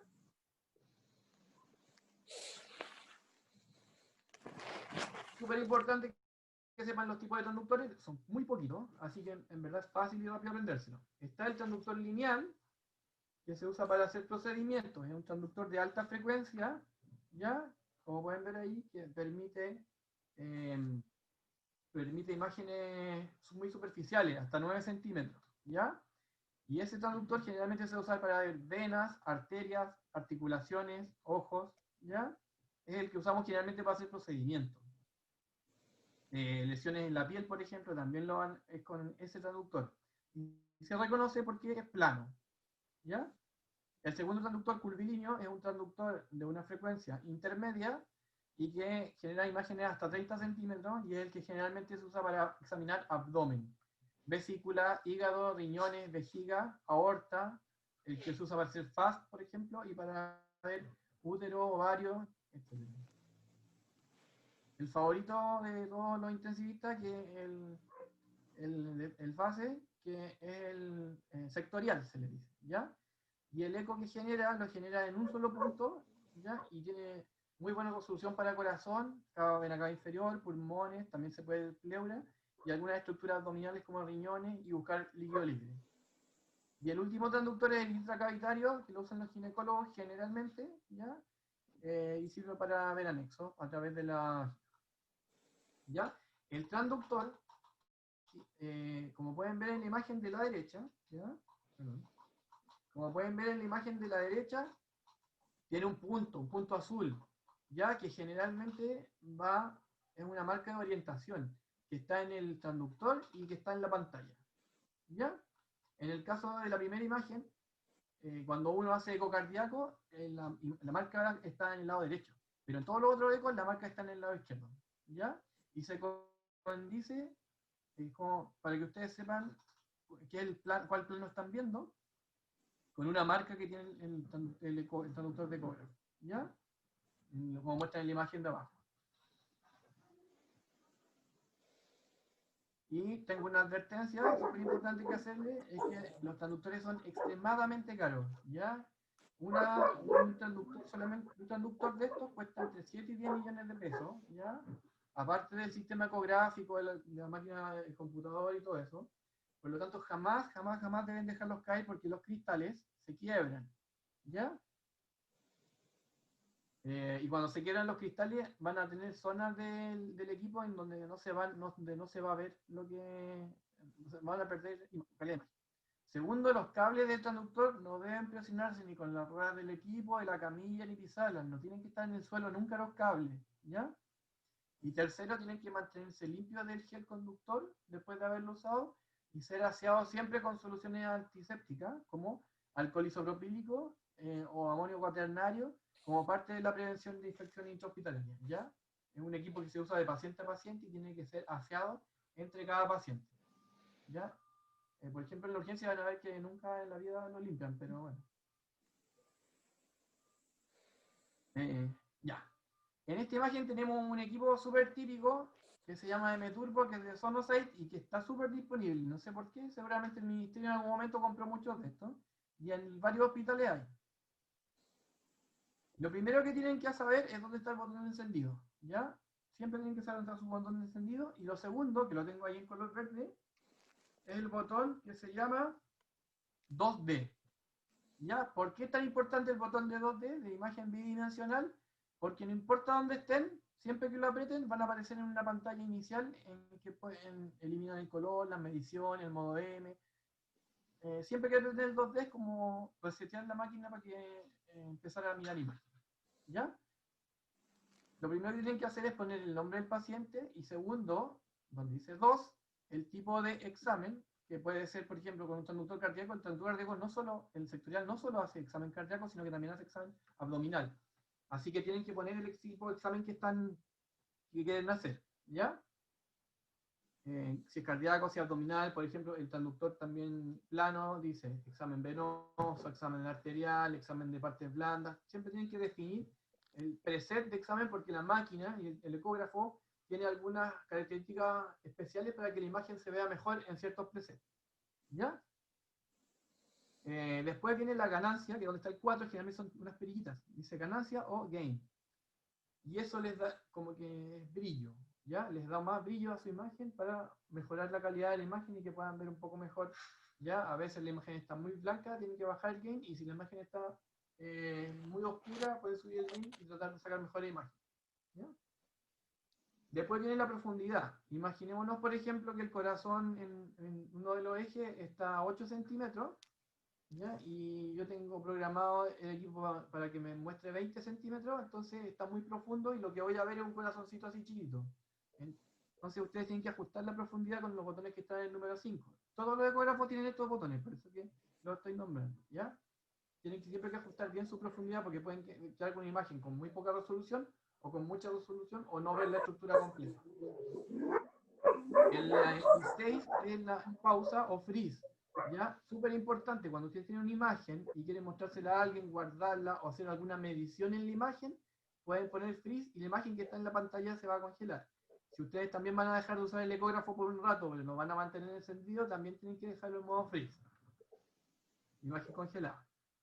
El 7 es un caliper y lo que hace es mediciones simples. Áreas, por ejemplo, redondela, círculo o longitudes.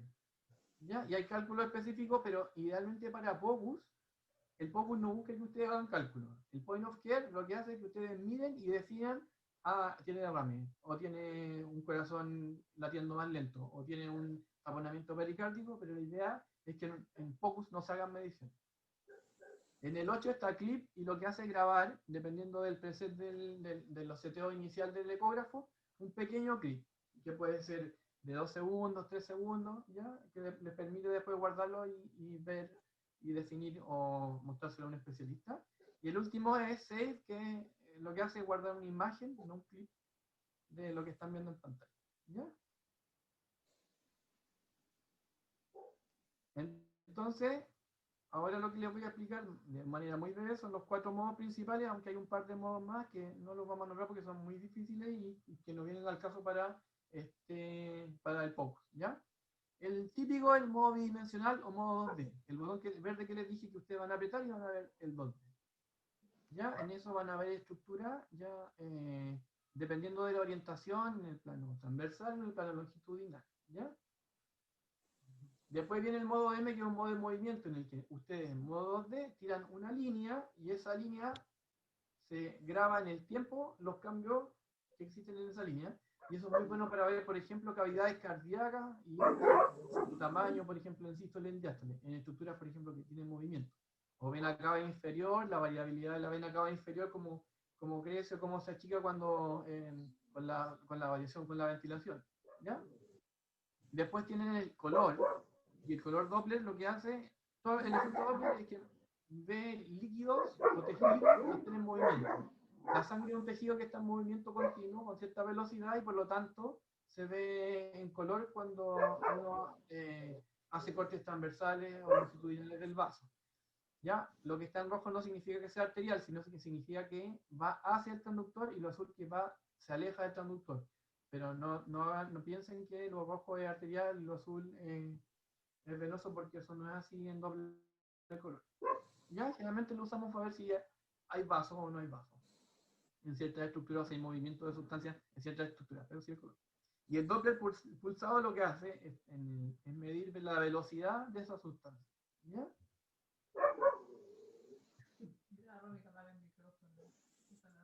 No, pero está está en aquí.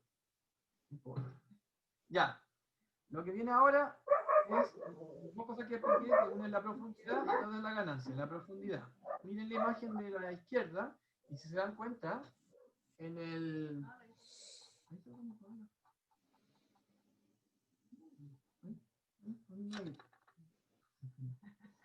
Le vamos a silenciar, Romy, porque se escucha tu perro. Ya, la profundidad entonces. Yo creo que no entienden muy bien lo que se ve, pero ese es un eje para externar largo cardíaco. Y si ustedes ven la primera imagen, queda mucho espacio por debajo. Y si ustedes ven la tercera imagen, no alcanzamos a ver las cavidades y no vemos todo. Entonces, una tiene mucha profundidad y la C tiene muy poca profundidad. Lo ideal es que ustedes perilleen el equipo para que se vea la profundidad correcta de la imagen que quieren ver. ¿Ya? Y lo segundo es la ganancia, como les dije, una imagen a la izquierda con poca ganancia, ustedes ajustan la pérdida de ganancia y le van dando como brillo y pueden ver una estructura con mayor claridad. Ya tienen que tener ojo porque si le ponen mucha ganancia van a ver cosas que habitualmente no hay, ya como contenido en ciertas estructuras que no tienen contenido sólido, parecía que tuviera, lo que se ve ahí son en la yugular con la carótida y pareciera que la yugular tuviera un contenido blanquecino adentro, que ese contenido en verdad es un reflejo del tejido que está alrededor, porque está con mucha ganancia la imagen. ¿Ya?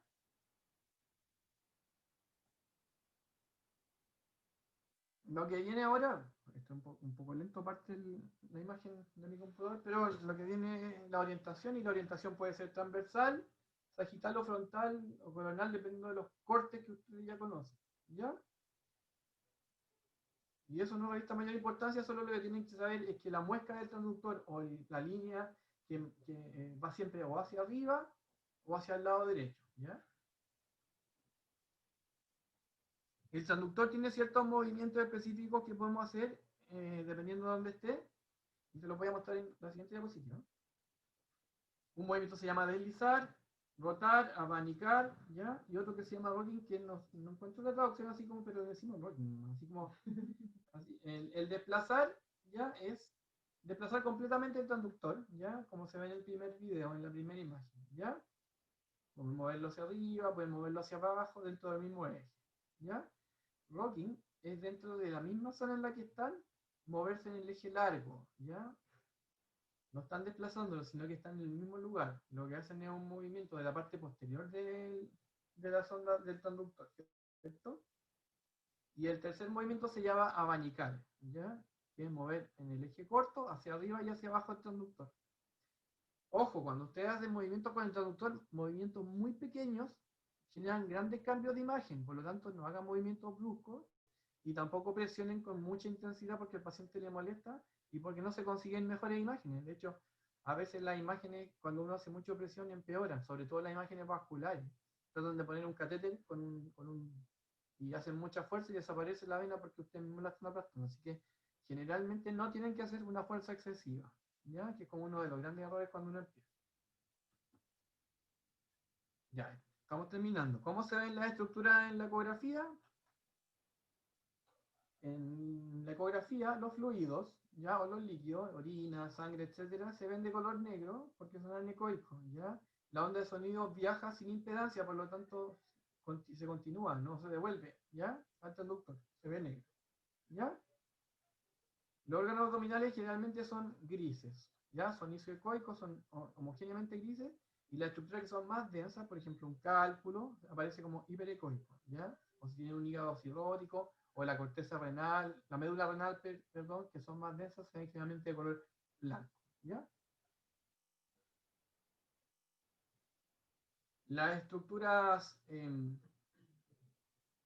óseas, ¿ya? Son muy densas y el tejido no puede viajar a través de las estructuras óseas, por lo tanto lo que genera una sombra acústica por detrás. Aparece una corteza blanca muy hiperecoica y aparece una sombra negra. Eso es muy típico de las costillas. Las costillas generan una sombra acústica. Y con respecto al aire, el aire lo que hace es dispersar las ondas de sonido, por lo tanto, no es negro como muchos podrían pensar, ¿ya? Sino que lo que se ve como gris, ¿ya? Pero sin forma de nada, así como una bruma, ¿ya? Eso es súper importante porque cuando uno hace eco focus pulmonar, en el pulmón no podemos ver parénquima pulmonar porque está todo aislado, lo que vemos son puros artefactos. Y en base a esos artefactos definimos la línea A, la línea B, y sabemos más o menos si hay líquido o si está bien aireado, ¿ya? Pero el aire, por lo general, dispersa la onda y lo que vemos es un artefacto, no la estructura. Ya, le vamos a poner un par de imágenes para que solo se entusiasmen y vean qué bonito, ¿ya? En verdad, eso es lo que quiero, que se entusiasmen y que eventualmente ustedes empiecen a estudiar. En esa imagen, ya, está sacada con un transductor, casi todas con un transductor cardíaco porque solemos usar para ver focus, ¿ya? Y lo que ven ahí, eso negro, ya, es líquido, ¿cierto? ¿Ya? Y es un derrame pleural. Esta banda que se ve acá es diafragma, ¿ya? Y esto es pulmón, ¿ya? Que generalmente el pulmón debería estar aireado, pero aquí parece como si fuera hígado o está como hepatizado porque está telectasiado, ¿ya? No es un taponamiento, es un derrame pleural, así que no, ¿ya? Pero es un derrame pleural con un pulmón atelectasiado con el diafragma, ¿ya? Y se ve ese movimiento ¿ya? Ya. Esto es, esto es un corazón. Un eje que se llama 4 cámaras. Y no parte el video. Ah, no, ahí no hay signo de medusa. Viene una con signo de medusa que es mucho más evidente. En esa no se ve. Sí. Este es un corazón, una 4 cámaras, ¿ya? Que se veía un latido normal. Tengo un problema con los videos. Este también es un corazón en un eje subcostal, en donde arriba, esto que se ve aquí, es hígado, ¿ya? Lamentablemente, como la conexión guatea, la imagen se ve media rara, pero créanme que aquí está la aurícula y el ventrículo derecho, y acá está la aurícula y el ventrículo izquierdo. Este corazón está un poco hiperdinámico, está latiendo rápido, y si ustedes ven, esta es la cavidad del ventrículo izquierdo, ¿ya? Y si ven, no se abre nunca. Les voy a mostrar un momento en que está abierta. ¿Lo estoy haciendo? Ya miren, ahí, esa es la cavidad cardíaca. ¿Right? O sea que este corazón tiene una fracción de eyección muy baja porque ya, eso es todo lo que se llena en el diástole y eso es lo que se está pulsando. Esta es una imagen color de una válvula mitral que cuando está cerrada tiene un reflujo, que es azul. ¿Ya? Se cierra la válvula, está cerrada la válvula, ¿ven? Y aparece ese reflujo azul. Ya, eso es insuficiencia mitral. Es difícil de evaluar, pero hay que ponerle color a la válvula. ¿Ya? Y es difícil, pero es fácil de encontrar, ¿no? Y ahora lo mismo, pero esta es una tricuspidia también en eje largo, ¿ya? En un eje de 4 cámaras se ven. ¿Ven ese jet azul que se devuelve? Rojo, se cierra la válvula y aparece un jet azul. Ese jet azul es una insuficiencia. Eso. ¿Ya? Ahí está el signo de la medusa. ¿Lo ven? Sí, lo ven, ahí aparece. Con el cursor lo estoy mostrando. Lo que pasa es que ese otro pulmón, que está atelectásico, con un derrame pleural, y en ese derrame pleural se ven unos gusanitos que se están moviendo y esos gusanitos se llaman signo de la medusa. ¿Ya? Eso es parénquima pulmonar que está atelectasiado que se está moviendo hacia el derrame. Esta es una chiquilla que está hospitalizada acá con una tuberculosis pleural. La gran cosa blanca es el pulmón atelectasiado. Y todo esto alrededor es derrame.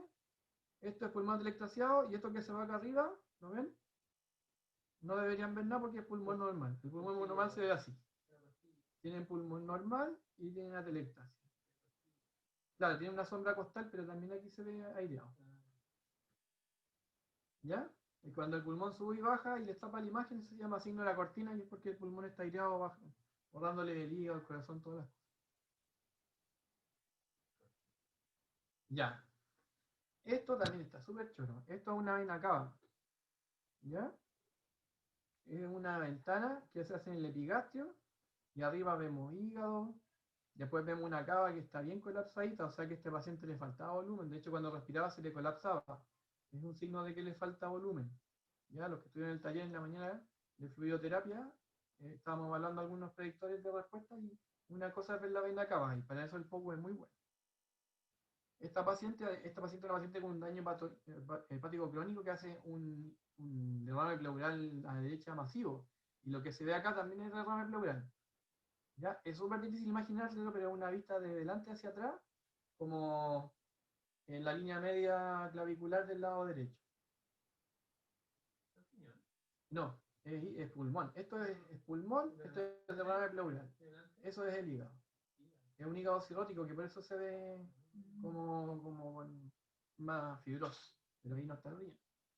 Y esto que se ve acá arriba, de hecho aquí la cava debería llegar al corazón, donde estoy mostrándole, pero no llega al corazón, no se puede ver bien la cavidad de la aurícula derecha porque el pulmón que está acá está tapando todo. Eso se llama signo de cortina. El pulmón baja y empieza a tapar las estructuras que no debe. Bueno. Esto se llama modo M. El modo M entonces lo que hace es un corte longitudinal en alguna parte de la pantalla y lo graba en el tiempo. ¿Ya?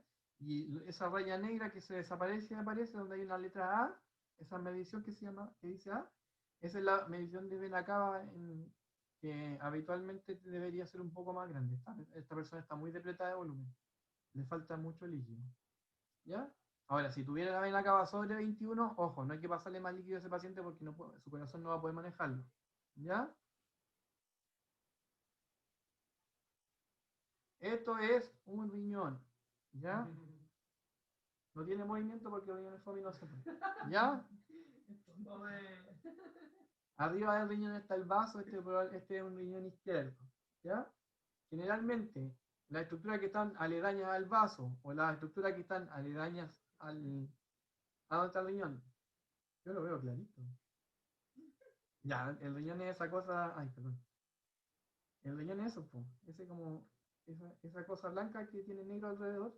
Arriba, lo negro es que no se ve el mouse, no se ve. Ahí se ve el mouse, pero no te imaginas. Se ve como si fuera una especie de mitocondria alargada, así. Ahí. ¿Ven que es como una especie de mitocondria larga, así bien niño? Y arriba eso negro es el vaso. Ah, eso les decía, que generalmente eso. ¿Ven la mitocondria? Tío. Eso les digo, que generalmente las estructuras que están alrededor de un órgano sólido, como el hígado o como el vaso, tienen mucho mejor reflejo, porque las ondas viajan a través del hígado del vaso y permiten ver lo que viene después. Lo mismo que, no sé si han escuchado cuando los pacientes le van a hacer una ecografía abdominal y les piden que no hagan pipí, ¿ya? Para que la vejiga esté llena, cosa que los ecos pasen a través de la vejiga y se puedan ver las estructuras que están a posterior, porque si no, no se ve nada. ¿Ya? Esa es una tremenda, enorme, gigante vesícula. ¿La ven? Hígado. Así se ve el parénquima hepático. El parénquima hepático como fácil de reconocer. Y ahí se ve una gran, gran vesícula. No, en esta imagen lo que vemos se llaman líneas D. Y este es el artefacto que se ve en pulmón. La línea blanca más gruesa que está arriba es pleura. Las dos líneas negras que están a los lados son dos sombras de costilla. Y lo que se ve una línea blanquecina como que va hacia abajo, eso se llama línea B. ¿Ya? Generalmente esas líneas B son que hay congestión o porque hay una neumonía o un edema pulmonar agudo. En un edema pulmonar agudo, ustedes miran cualquier parte del pulmón y se ve lleno de esas líneas, muchas, muchas, muchas. Así como ver una línea por campo puede ser normal. Ver muchas líneas. Tengo un problema con el mouse en mi computador, pero se lo voy a. Es que la conexión está tan lenta. Ya, no sé cómo señárselas, pero. Está en medio de la imagen, justo en medio de la imagen una línea blanca que es como alargada. Sí. ¿La vieron? Eso se llama línea B. Ya, bien. Vamos terminando. Este es un eje corto, muy bonito, cardíaco, en donde se ven varias cosas. Aquí sí se puede ver mi mouse. Acá está el ventrículo, no, el ventrículo izquierdo. Ya no se está moviendo. Ahí se está ahí. Ahí está el ventrículo izquierdo, ahí está la aurícula derecha, aquí está la válvula tricúspide y atrás está el ventrículo derecho. Y aquí está lo más bonito que es la válvula aórtica, ya que la podemos en algún momento, se ve muy bonita, se ven los tres velos. Lamentablemente hay un desagradable pulmón que se está metiendo en la imagen continuamente. Sí, ahí está la cortina. Ese es un pulmón pesado que se está metiendo que no deja que veamos la válvula aórtica en todo su esplendor. ¿Ya? Pero si no se metiera el pulmón, podríamos ver todas las cavidades derechas acá, y además podríamos ver la vena pulmonar, que es muy bonita. Pero no se puede ver porque el pulmón se ve. Pero bueno, son gajes de ecografía. ¿Ya? El POCUS es bacán, yo creo que vamos a empezar a enseñarlo cada vez más. Yo cuando vuelva de la beca les voy a tratar de hacerle un curso específico a ustedes, para que salgan aprendiendo eso. ¿Ah? Sí. Y les voy a regalar un libro. Déjenme ver dónde dejé el link. Pero dejaron la nube. No.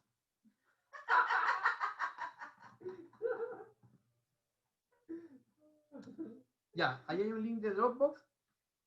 Ya, ese libro se llama Point of Care Ultrasound y es el libro más fácil para entender ultrasonido. Está lleno de imágenes, súper fácil de leer. Ya, es como la introducción inicial al POCUS. El que esté súper interesado en esto, de ahí empieza a revisarlo. Está en PDF, ráyenlo y no lo impriman, pero úsenlo en sus plataformas tecnológicas. Les recomiendo Notability. ¿Ya? Pucha, podríamos tener un práctico, pero práctico un día sábado, pero no sé si ustedes quieren venir un día sábado a aprender. No puede. En la PUC le hacen pasada obligatoria, sí, porque en la PUC tienen plata, nosotros no tenemos, pero ya, déjenme ver cómo coordino y cómo le armo cómo le armo un curso de eco. Yo, la verdad que siento que todos ustedes deberían salir aprendiendo eco. ¿Ya? No. Bueno, en las otras universidades lo están haciendo en los cursos chicos. Lo hacemos. No, si yo no voy a Santiago. Doc, Yo pero voy a venir el acá, link por ahí no se la... sirve. Dígame. El link por lo menos a mí no me sirve. Ya, voy a hacer un link nuevo, entonces se lo voy a mandar a Felipe, para que Felipe lo suba a la nube, ¿ya? Bacán. Muchas Sí. gracias. Eso, estaba muy tarde, así que no vamos a hacer ni duda ni nada. Ah, a alguien le sirvió, ¿viste? Sí, estaba disponible.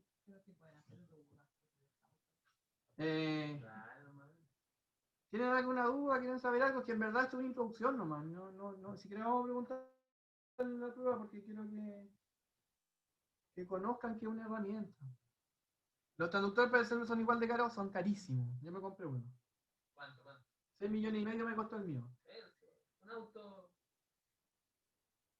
Así que tienen que tener sueldo especialista, porque yo ya hice mi especialidad y a ver, estoy recién en la subespecialidad, me compré uno. No comenten la subespecialización. Oye, ¿y si le hacemos un paso nuevo de aquí a fin del curso?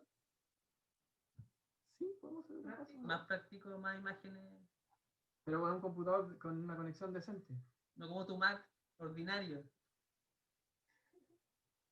Ya. Ya, voy a ver cómo lo hago. El curso hasta diciembre, ¿no? ¿Cuándo se Hasta acaba? noviembre 13. 13 de Ah, noviembre. ya.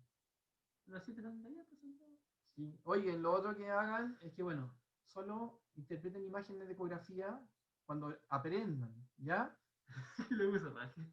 Les digo por qué, porque he visto a hartos médicos que han agarrado el ecógrafo y han diagnosticado cosas y han descartado TBP, cuando la TBP es una de las cosas que requiere más entrenamiento de ver en ecografía.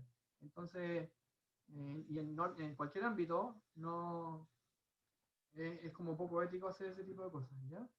Pero se podría hacer el taller presencial con los que estén interesados. Sí, pues no sé, hay que hacer, tiene que acabarse la pandemia para que puedan entrar al hospital, pues si no nos dejan entrar. Ya, ¿alguien quiere decir? No, si les voy a armar algo, si yo... ¿Ya?